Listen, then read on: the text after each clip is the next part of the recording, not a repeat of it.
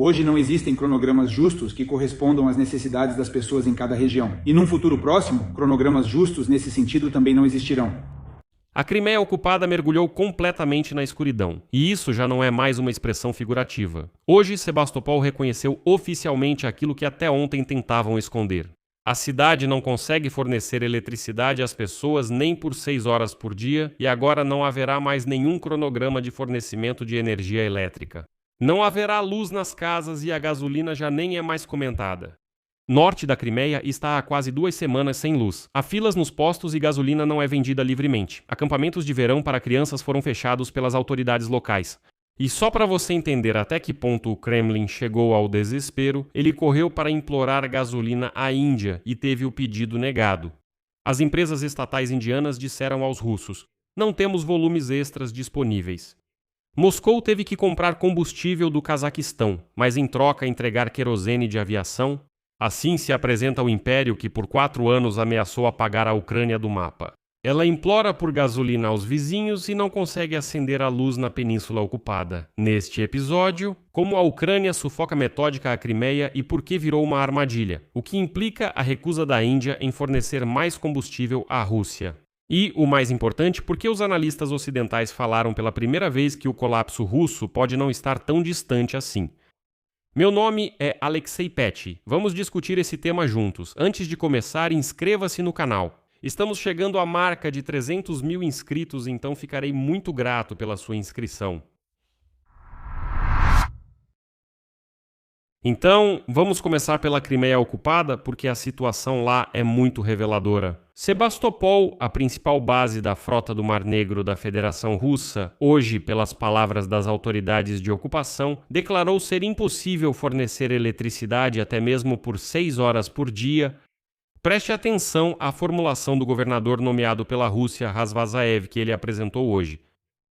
Agora serão 2 horas com luz e 6 horas sem luz. Ou seja, o cronograma já não é mais luz programada, mas, escuridão programada. 2 horas com luz, 6 horas no escuro, repetindo o ciclo. Mas nem isso agora eles conseguem garantir. O chamado chefe da Crimeia ocupada, Aksionov, declarou abertamente que ninguém sabe o que vai acontecer com o fornecimento de gasolina e eletricidade. Aos crimeanos que pedem um cronograma, ele disse que não haverá nenhum. Acabou. Ninguém sabe o que fazer. Não acredita? Ouça Aksionov. Aksionov. Aksionov. Então, sobre o combustível, isso significa que não haverá garantia de venda diária de gasolina nos postos. Ou seja, por enquanto não podemos formar cronogramas precisos. Por isso, a tensão deve continuar por mais tempo. Sobre energia elétrica, atualmente não é possível criar um cronograma que distribua a eletricidade de forma uniforme na República da Crimeia. Como já disse, após o fim da situação de crise e o alcance dos objetivos estabelecidos pelo chefe de Estado, eu vou explicar tudo em detalhes. Por enquanto, vamos direto à situação. Vou explicar a razão, a relação de causa e efeito e a tomada de decisão. Por isso, hoje não existem cronogramas justos que correspondam às necessidades das pessoas em cada região. E num futuro próximo, não haverá cronogramas justos nesse sentido. Para entender a dimensão, não se trata de uma falha isolada após um ataque. As interrupções de energia na Crimeia são sistemáticas. Desde 21 de junho, quando drones ucranianos atingiram Kerch em um ataque maciço. O norte da península, segundo fontes russas, está sem eletricidade há quase 2 semanas.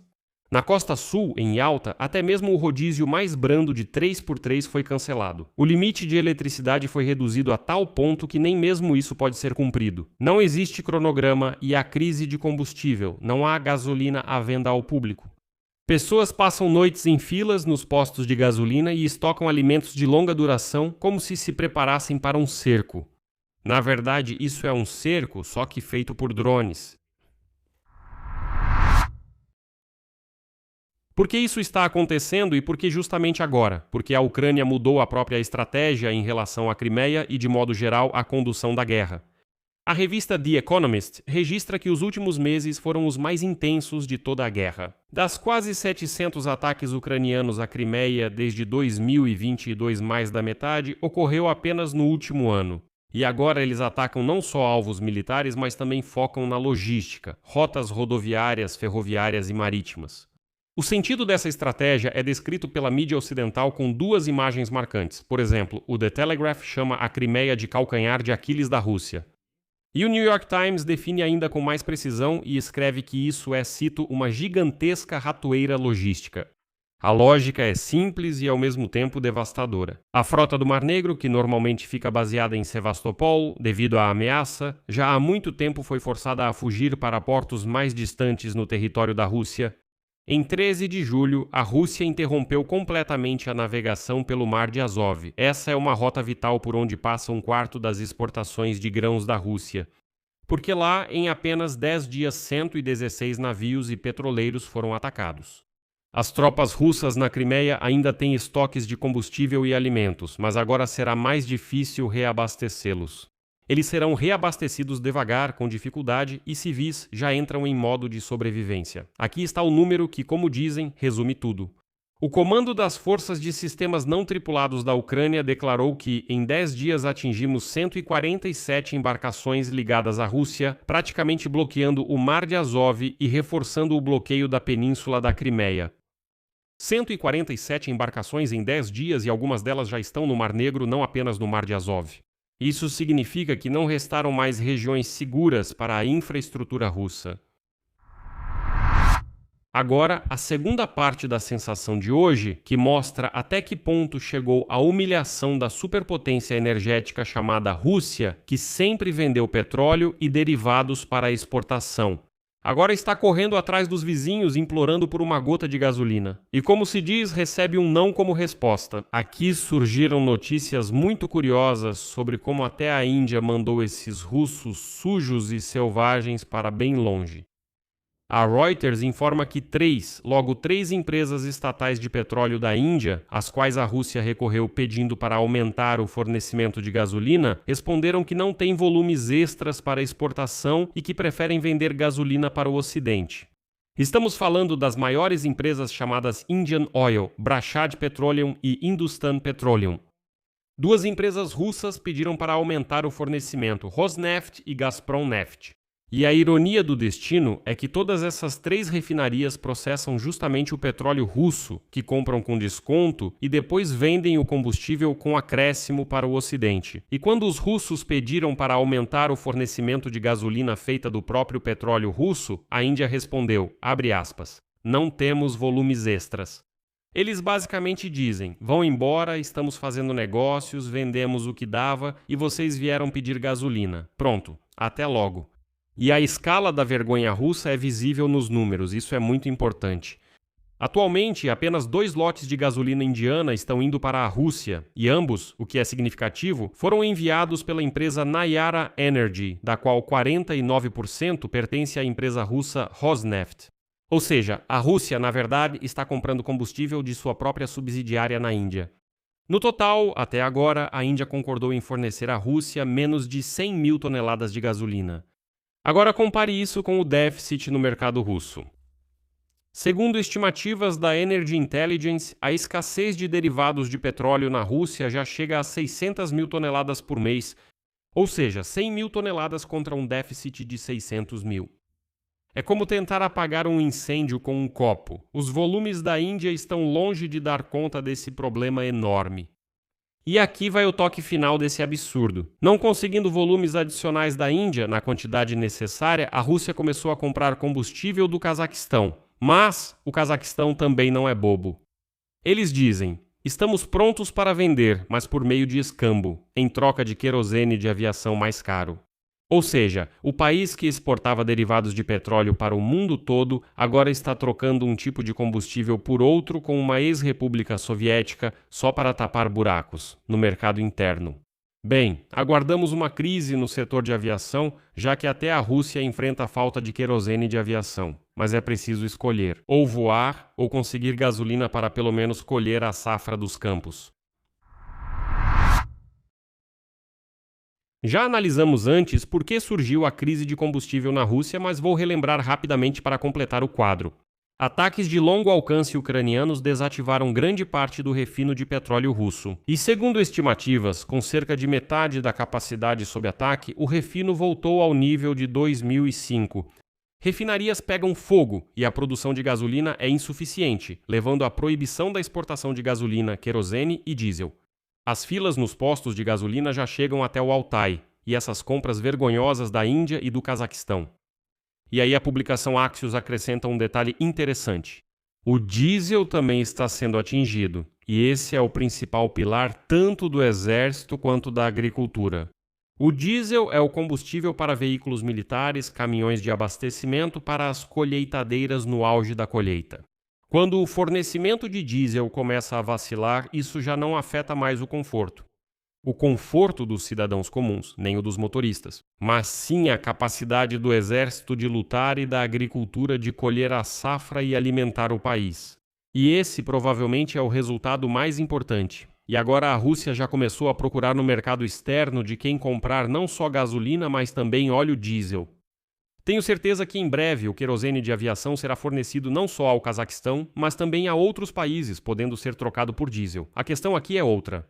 Voar não é obrigatório, o importante é sobreviver em terra. E agora vem a principal conclusão. Analistas ocidentais, que normalmente são cautelosos em suas previsões, pela primeira vez falaram abertamente sobre um possível colapso da Rússia.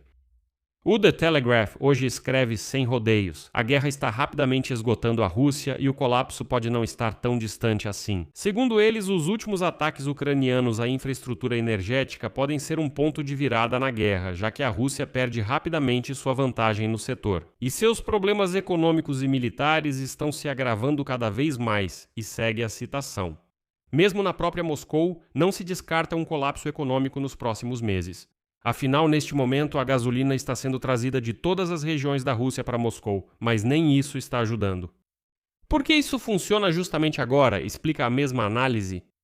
E formou-se uma ligação absolutamente única. Os países europeus financiaram o desenvolvimento dos drones ucranianos de longo alcance. Os Estados Unidos da América, mesmo tendo interrompido a ajuda militar direta, ainda continuam fornecendo informações de inteligência para ataques precisos. E a Ucrânia estabeleceu sua própria produção, incluindo o novo míssil de cruzeiro chamado Flamingo. Dinheiro europeu, mais inteligência americana, mais produção ucraniana. Aqui está a fórmula que permitiu à Ucrânia atingir o coração da economia russa. E agora veja como o The Telegraph formula isso. A Rússia não tem mais retaguarda segura. A distância deixou de ser uma proteção. Vamos resumir. O dia de hoje é um retrato concentrado do que está acontecendo com a Rússia. A Crimeia, como era chamada, a joia do império de Putin, está no escuro, sem gasolina, com acampamentos infantis fechados e enormes filas nos postos de combustível. Transformada pela Ucrânia em uma armadilha logística.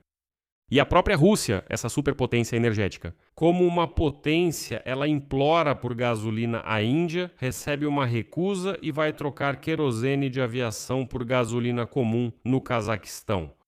Esses são dois sintomas da mesma doença. Os ataques ucranianos às refinarias e à logística da Crimeia não são apenas, vídeos bonitos de fábricas pegando fogo. Não, isso é um sistema que sufoca a economia russa por duas vias ao mesmo tempo. Derruba a produção interna de combustível e impede que ele seja levado aos territórios ocupados. Pela primeira vez na guerra, grandes publicações ocidentais sérias dizem que talvez o colapso da Rússia não esteja tão distante, mas não dá para falar disso sem ressalvas. O próprio Telegraph, no entanto, avisa honestamente que a Ucrânia pode perder essa vantagem em breve. A janela de oportunidades não é eterna. A Rússia tem reservas e, o que é importante, tem tempo para se adaptar. Então, a questão não é se o Kremlin está sofrendo agora. Sim, está sofrendo, 100%. Isso é visível pela escuridão em Sebastopol e pelas recusas vindas da Índia. A questão é se a Ucrânia conseguirá converter essa pressão em uma virada real enquanto a janela de oportunidades ainda está aberta. Aqui vou deixar reticências. Sua opinião, suas conclusões, escreva nos comentários abaixo deste episódio. Inscreva-se no canal e ative o sininho. Se quiser apoiar o trabalho deste canal do YouTube, você pode fazer isso com qualquer doação pelos links e dados para doação na descrição deste vídeo. É isso por hoje. Se cuidem. Tchau a todos.